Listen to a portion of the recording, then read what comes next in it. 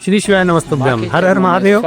एक स्टूडेंट जब अपनी क्लास में जाता है, शिक्षक उसे पढ़ाते हैं, पूरी क्लास भरी पड़ी हुई है और शिक्षक कह देते हैं अपने बच्चों से कल स्वर्ग की, जन्नत की मिट्टी को लेकर आना। सब बच्चे मौन हो जाते हैं, विचार करने लगते हैं कि स्वर्ग से मिट्टी कौन ला सकता है, कौन है ऐसा जो स्वर्ग से मिट्टी लाएगा। सब अपनी अपनी क्रम में लग जाते हैं, कोई कहीं जाता है, कोई कहीं जाता है, कोई कहीं जाता है। सुबह सब स्कूल में आते हैं, सर ने पूछा, टीचर ने पूछा, शिक्षक ने पूछा, क्या आप स्वर्ग की मिट्टी लेकर आए हो? तब सारे बच्चे कह देते हैं, नहीं सर, हम कोई स्वर्ग की मिट्टी नहीं ला सके क्योंकि हम स्वर्ग न जा सके। एक बच्चा खड़ा हो जाता है, बड़ा भोला सा है क्योंकि शिव का कोई प्रिय होगा, बहुत भोला सा, और तुरंत वो बच्चा कहता है, सर मैं स्वर्ग की मिट्टी लेकर आया।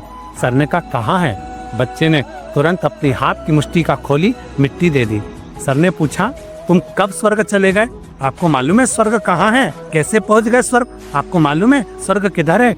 तब बच्चा कहता है, सर मैंने तो एक ही स्वर्ग देखा है और वो अपनी माता के चरणों में देखा है। जब मेरी माँ जल भरने के लिए जाती है, उसके पाँव की मिट्टी को उठा कर लाया हूँ। मेरी माँ मेरा पालन करती है ना, उसका चेहरा देखता हूँ तो मुझे स्वर्ग सा चेहरा नजर आता है।